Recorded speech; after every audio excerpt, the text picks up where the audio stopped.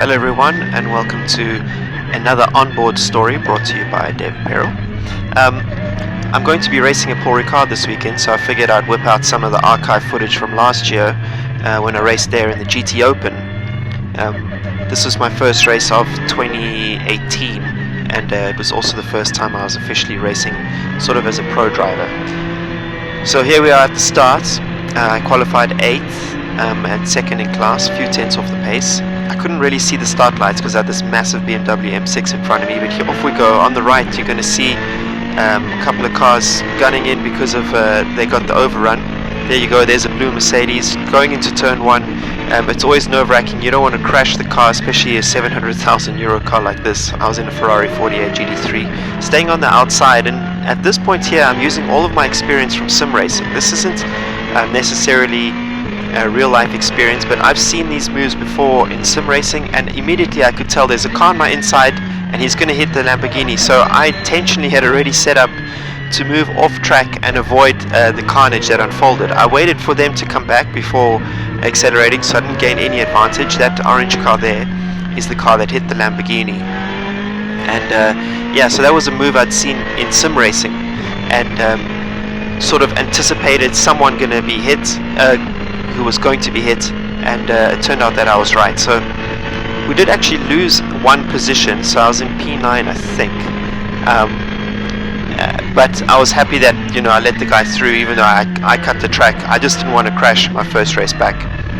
The reason this race was actually really important to me because prior to this season, 2018, I was an amateur driver, a bronze ranked driver, sort of paying my own way wherever I could, either with my own money or with sponsorship. But because of my performance in the AM class, and because of my results in 2017 when I won the Blancpain AM Championship, I got upgraded to being a silver driver, which is sort of the lowest tier of the pro rankings.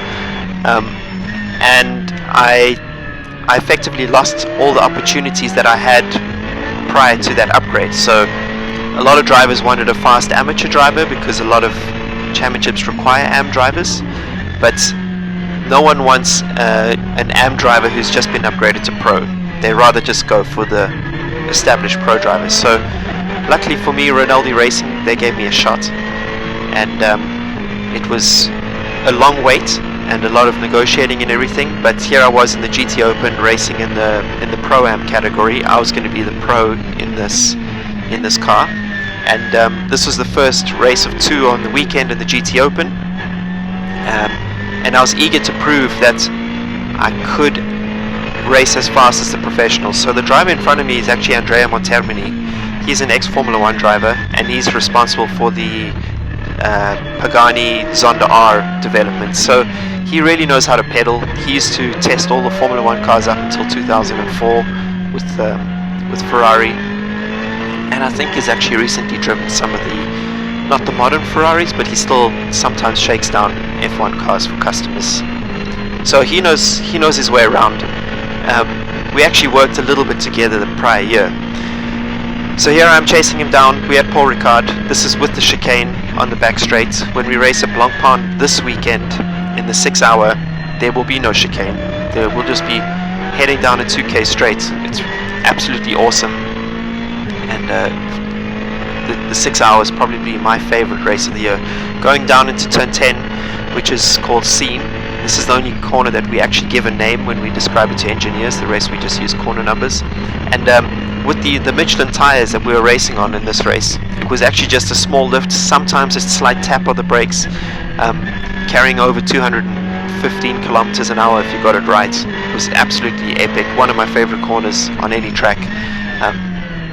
And I started to realize after the start that I was getting quite close to the pro drivers, and this really started to motivate me. I had a good race here once before in the AM class in the Blancpain, but that was against the AM drivers. I had a very different line going into the second last corner there, which really closed up the gap to any driver ahead of me.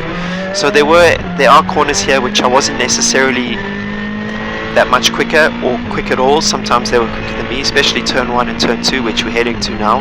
But those final 2 corners, I definitely had something on the drivers that were around me. Up front were two Ferrari factory drivers in the AF Corsa cars, which raced under a different name, Bluesick Racing, and they weren't necessarily getting away from me either. So despite the qualifying not being fantastic, starting P8 is not ideal, even though I was only 3/10 away from pole position. I started to think that maybe at the very least I could get us into a podium position for the Pro-Am category. Now I did start second, and I am technically running second in Pro-Am here, but coming from where I did, I just didn't know if I could hang on there and maintain a podium place. So for now the target is the podium. I can't actually see the leader of the Pro-Am. He's quite far ahead. I mean, they're little dots in the distance because of the field spread from the start. But I'm still thinking to myself, oh, maybe there's a good chance for a result here. So really closing up here on Andrea. This guy is such a good driver. He's really smart, and he's been around the block so many times. He's won more GT Open championships than anyone else. His car though is struggling a little bit more with the rear grip than my car, so it could have been that they were running slightly less wing and I had a little bit of understeer in comparison. But that sometimes helps, because as you get towards the end of a stint, you don't want an oversteering car. Understeer is a little bit easier to manage, and because I'd come from AM racing, where you do tend to set up the car to have more understeer so that it feels safer, I was quite comfortable with an understeering car and able to rotate it better than other people. Here again into the second last corner, getting really close, thinking on overtaking move, and there I decide to do it. Andrea saw me. I dive to the inside, first gear at the apex, and then accelerate as hard as I can out. Getting pretty stoked. It's always nice when you are doing a race stint that you get your first overtaking move done. It's a big relief, and then you can start to focus on how you're going to catch the next guys. So we're just going to skip ahead a few laps now. I'm chasing down a Lamborghini who was also really quick, but as you can see the gap is massive, but somehow I put in some really consistent lap times and managed to catch up to this guy who was this was a team that I actually spoke with before I became a pro driver, well, pro ranked driver, and there was a chance that I was going to race with them. This is before my relationship with Ferrari was starting to get a little bit stronger. So catching them here, again, I love this track. I know that there's a lot of runoff area, but it's unique. There's no other track like this. This actually used to be a Formula 1 test track. It never used to be a racetrack, but I think Bernie Eccleston, who actually owns it, or used to own it, decided that it needed to start to make money. So the reason for all this runoff was because it was a Formula 1 test track. They didn't want to have to waste their time fixing broken cars if the driver made a mistake. So here we are with this unique looking racetrack which has tons of runoff. The track limit rules are very vague, but it's the same for everybody. So there are certain corners, like you'll see, maybe you can see it here on the left, there's like pylons. If you hit those pylons by going off on the track limits, you're going to damage your car. It's going to cost you quite a few thousand euros, and that's sort of the only deterrent you have. The rest of the track, depending on the corner, you've got to sort of stay in the white lines and maximize the curves. So anyway, catching the Lamborghini, he was missing certain curves, but you can see that was actually working for their car. Our specific car was running a little bit softer for the understeer, for the compliance, for the gentleman driver who was going to get in second. And as soon as I caught the guy, I thought to myself, this is it. And I go into the inside of turn 5 and managed to pull it off. And now I'm like, holy, I can't believe what's actually happening here. I really started to believe in myself, especially with that sort of aggressive move where I didn't wait an extra lap. He didn't have time to learn where I was quick and I was slow. I just spotted a gap and managed to go for the move. Again, fast forwarding, we're going to skip a couple of laps as well. I am now chasing down the leader of the Pro-Am class, and just in front of him are the overall leaders. Just in the distance was Marco Ciocci and Fran Rader in a BMW. Ciocci was in a Ferrari, and the person I'm catching here is Michele Rugolo, who's a gold ranked Ferrari driver. He's got Le Mans experience with AF Corsa Pretty big deal, and very fast, and I respect this guy a lot. So he was the pole man, so to be catching him and thinking to myself, holy, this is the Pro-Am leader, this is the leader of the class, was really motivating. So now going on to the back straight, easy flats with the GD3 once you get to know it. Actually, it's not easy flat. It takes time to build up the confidence to do it. But once you realize that you can take it flat, then it's flat in every lap, no matter which tire you're using. Braking for the chicane here, you want to maximize the curb on the left as much as possible, carry speed in the middle, and then take a sort of shorter, tighter line for the exit, but you can get on the power as early as you want. I didn't follow him for the slipstream yet. I think he was a little bit too far away, so I focused on minimizing track distance, which I preach a lot in my onboard videos. And then tipping it in here, let's see what the apex speed is, 215 kph, that's pretty much on the limit. And now to turn 11, Le Bousset, double apex right-hander, incredibly difficult to get right, because in the middle of the corner you're just flowing, you're not touching the brakes or the accelerator, you're just trying to carry as much speed as you can without any reference points. Turn 12 is off camber, big understeer at the apex, and then it pushes you wide on the exit, so all of us are using a lot of curb there. Turn 13 is not really a corner. Turn 14 is here, double left. This is where I was taking a much tighter line compared to the other guys, which I learned from karting, not from GT racing. And it really helped me set up the final corner where you want to get on the power as early as you can. I'm starting to slowly get into a slipstream. My times at this moment, were the fastest on track overall. There was 32 cars on this grid, and I was the fastest of the lot. So again, Rinaldi had just agreed to bring me in. They barely knew who I was. Michele Rinaldi, the owner of the team, was really taking a punt on me, and it made me really stoked to be able to prove that I did have a decent amount of pace in me, that I wasn't just a bronze driver that had been mistakenly upgraded by the FIA. This long right-hander here, you actually want to keep as tight a line as possible, which I just managed to do there. Michele kept going wide, so his corner was a little bit longer, which means he has more steering lock in the car, which reduces the rolling speed effectively. It affects acceleration, things like that. So it meant that my straight, this long straight, started a little bit sooner than his, which allowed me to catch up. Again, maximizing the curbs here, keeping a tight line for the right-hander, and then shooting out to the straight as quickly as I could.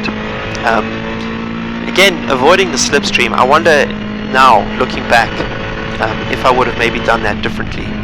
This race proved to be quite important for me in terms of how my career has unfolded since then, because I was starting to prove to people who didn't know me that I maybe was a little bit faster than what they thought. So to be catching Michele was actually super important. I just didn't know how I was going to pass him.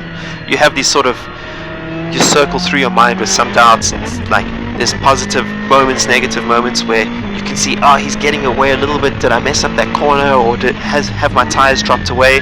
But again, every time I went through this long left-hander here before the final corner, I would just close up so much that I thought to myself, even if I'm losing a little bit in sector 1, I can make up more than enough time in sector 3 to get close.